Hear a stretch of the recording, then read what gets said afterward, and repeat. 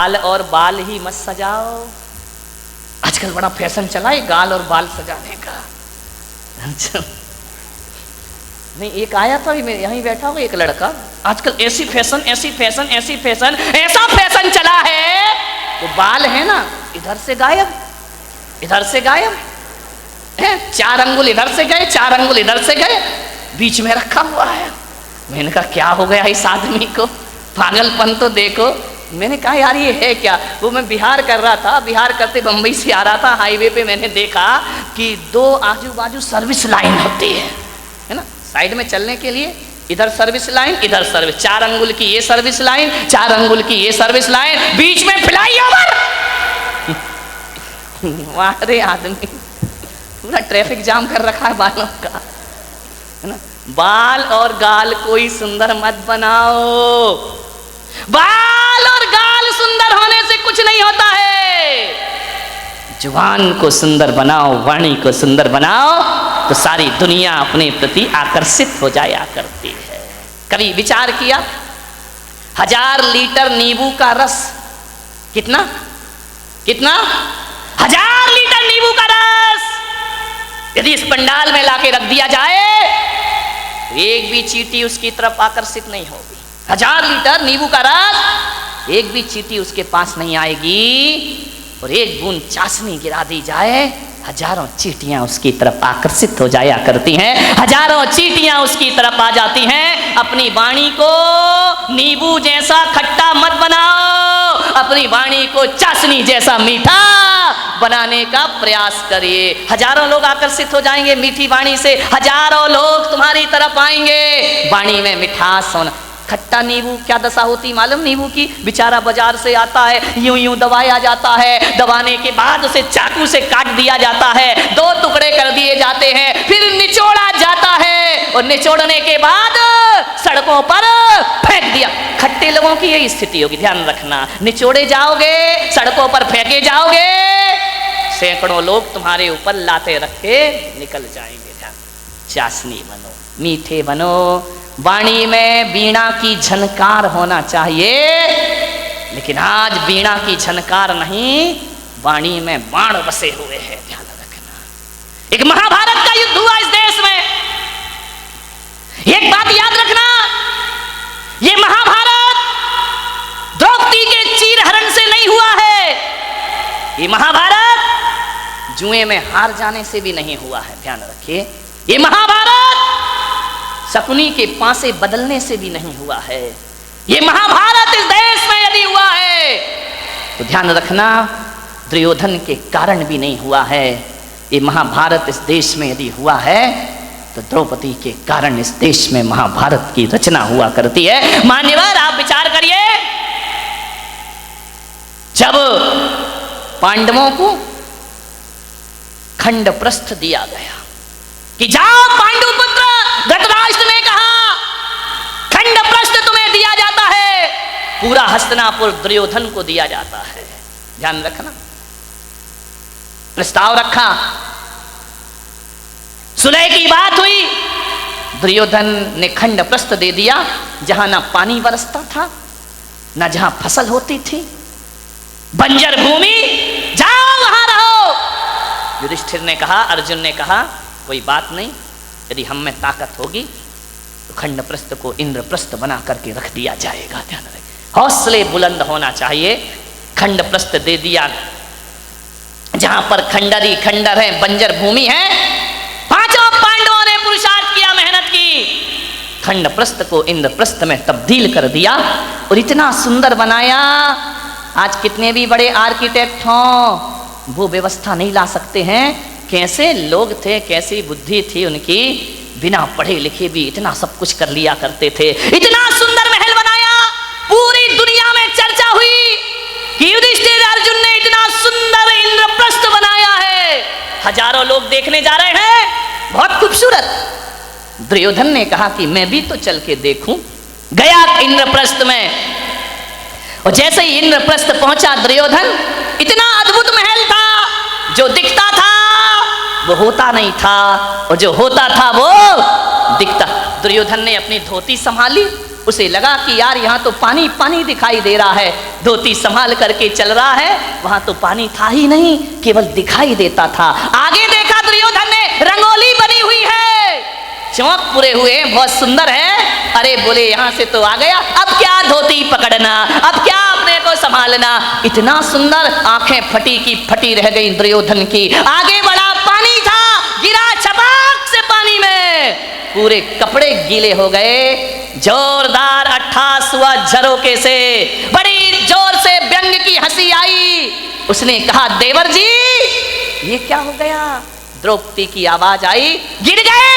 अरे संभल के चलना सीखो देवर जी। पानी में गिरा हुआ दुर्योधन भीगा हुआ। द्रौपदी ने कहा, गिर गए ना, अब पता पड़ा कि इंद्रप्रस्थ क्या है और हस्तिनापुर क्या है। अरे तुम कैसे संभलोगे, अंधे का पुत्र अंधा ही होगा। बस यहाँ से महाभारत शुरू हो जाया करती है। द्रौपदी का चीरहरण महाभारत नहीं था, जुए में हारना महाभारत नहीं था। द्रौपदी का एक तीखा वचन कि अंधे का पुत्र अंधा ही होगा, बस इतनी सी वचन महाभारत की रचना करते हैं, ध्यान रखिए। उसी दिन दुर्योधन ने कसम खा ली कि आज जो अपमान तूने मेरा किया है, आज जो भरी सभा में तूने मेरा उपहास किया है, ठहर जा, एक दिन भरी सभा में तुझे नग्न नहीं किया तो मेरा नाम भी दुर्योधन नहीं होना चाहिए। इतनी सी बात ध्यान रखना। शब्द को संभाल के बोलिए, शब्द संभाल के बोलिए, शब्द के हाथ ना पाओ, ध्यान रखिए। एक वाणी जीवन को तबाह कर देती है। अपमान किसी का मत करो, ध्यान रखना। बड़ा आदमी तो छोड़ो, छोटा सा तिनका का भी अपमान मत करना, वरना कितने भी बड़े योद्धा बन जाओ, एक तिनका आंख में चला जाए तो सारा युद्ध धरा रह जाया करता है, ध्यान रखिए। वाणी अच्छी बोलिए, किसी को अपमानित मत करिए।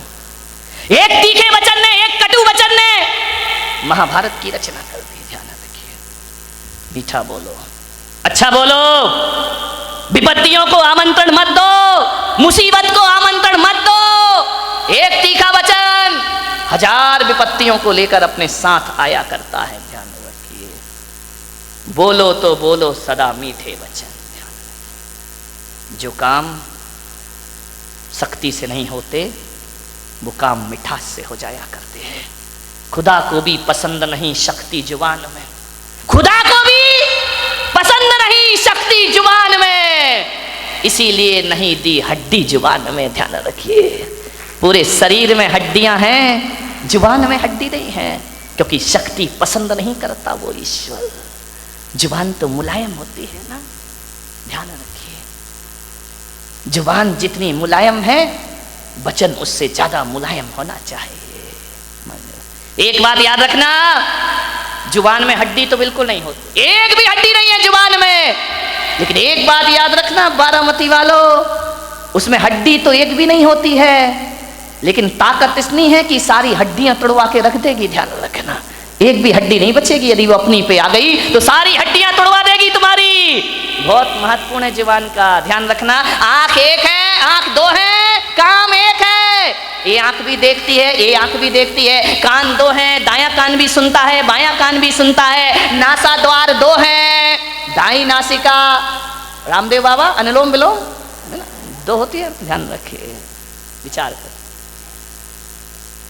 बड़ी दिक्कत हो गई इस देश में। किस्मत है मेरी कि इतनी महिलाएं और इतने पुरुष मेरे प्रवचन में आ रहे हैं, वरना टाइम किसके पास है। महिलाओं के पास तो और भी नहीं है। एक महिला से मैंने पूछा प्रवचन में नहीं आती, बोले नहीं आती महाराज। मैंने कहा क्यों नहीं आती है, बोले करूं क्या महाराज, रात को 12 बजे तक तो एकता कपूर जगाती है, रात को 12 बजे तक तो एकता कपूर नहीं सोने देती है, और सवेरे 4 बजे रामदेव बाबा जगा देते हैं। हम करें, कहां से आए तुम्हारे प्रवचन में, इतने बिजी हैं हम लोग, ध्यान रखिए, समझिए। मान्यवर, दो नासा द्वार है, काम एक ही है। दो हाथ है, काम एक ही है। दो पैर हैं, काम एक ही है, दोनों पैर चला करते हैं। लेकिन जुबान अकेली है, इकलौती है, इकलौती औलाद है अपनी लीलावती।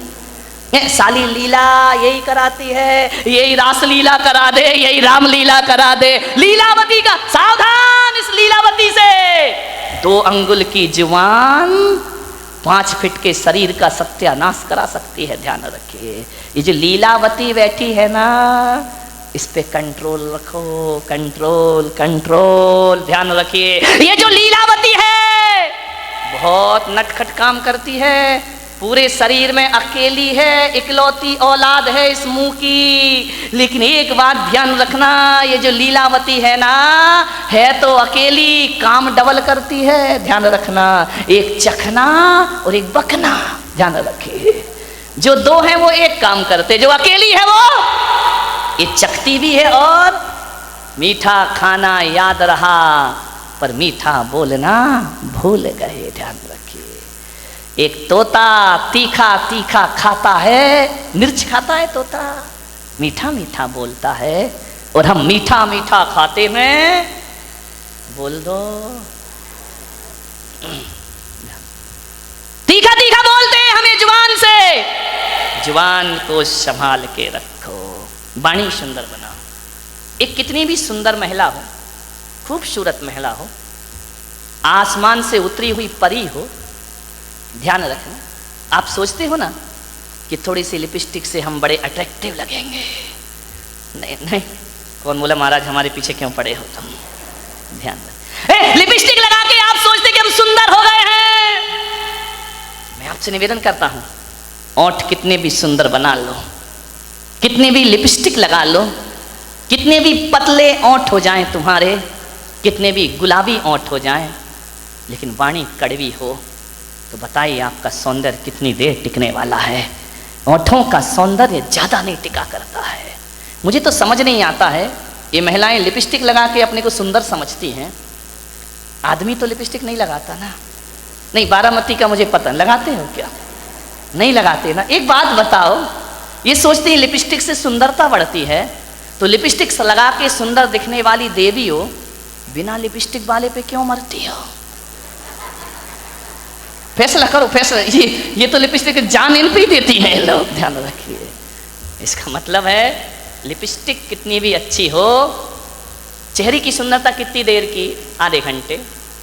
एक बात बताओ, एक सुंदर चेहरे को एक बार देखोगे, दो बार देखोगे, तीन बार देखोगे, बार बार देखोगे, उस चेहरे से भी जी भर जाएगा। ध्यान रखिए, ध्यान रखना, ज्यादा सुंदर चेहरा कितने दिन अच्छा लगेगा? 1 साल 2 साल। कितनी भी सुंदर पत्नी ले आओ बेटा, साल भर बाद तो वही हालत है कि वो बड़बड़ा रही है, अपन चुपचाप सुन रहे हैं बैठ करके।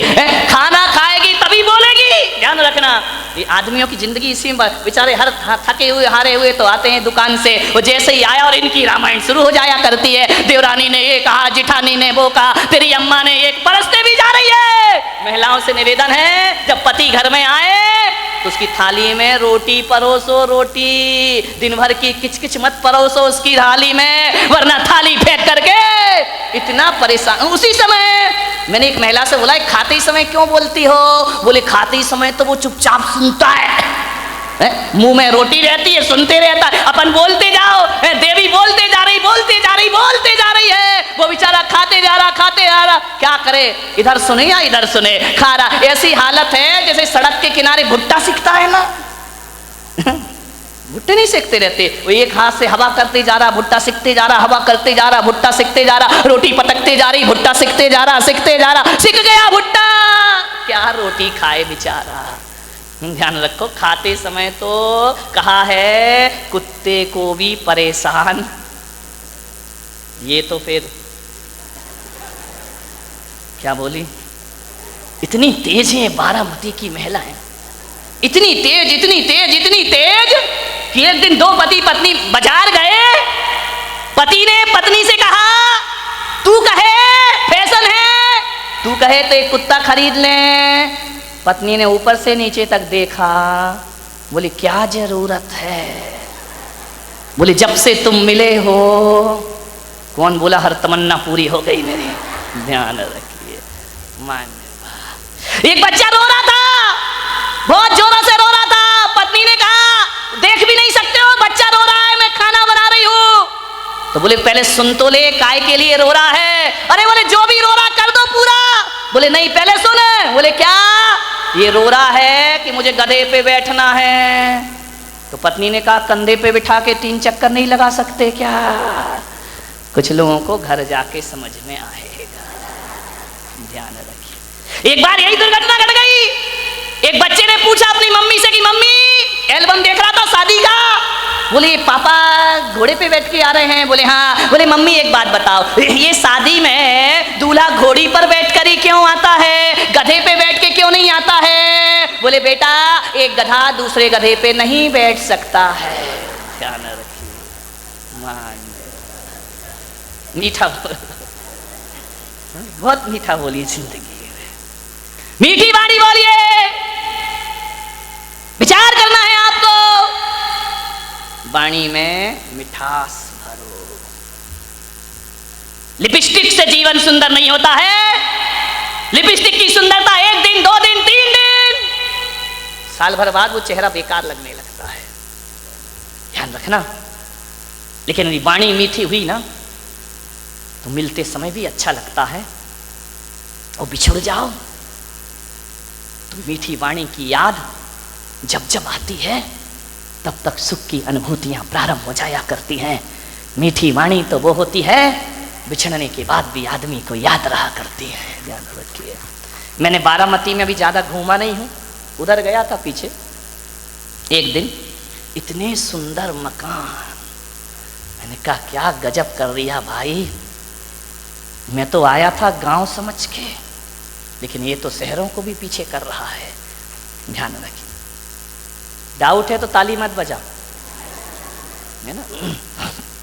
इतने सुंदर मकान, इतने सुंदर मकान, इतने खूबसूरत फर्नीचर लगा है मकानों में, विदेशी टाइल लगे हुए हैं। ध्यान रखना, इतनी सुंदर डिजाइन है, महंगा फर्नीचर, महंगी कार खड़ी है दरवाजे के बाहर, विदेश से पर्दे मंगा के लगाए गए हैं, एक से एक सीनरी लगी हुई है, खूबसूरत संगमरमर लगा हुआ है, इतना सुंदर कि उसमें अपना चेहरा दिखाई दे जाए।